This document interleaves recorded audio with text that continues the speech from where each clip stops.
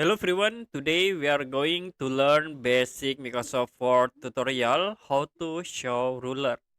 So if you want to show ruler in Microsoft Word, you can go to view tab and you can check for the ruler.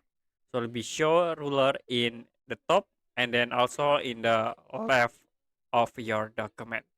So you can edit by clicking at this point to here, the ruler.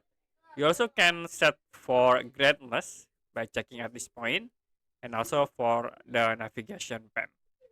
So if you want to hide, you can uncheck again this option. Okay, that's it for basic Microsoft Word tutorial how to show ruler.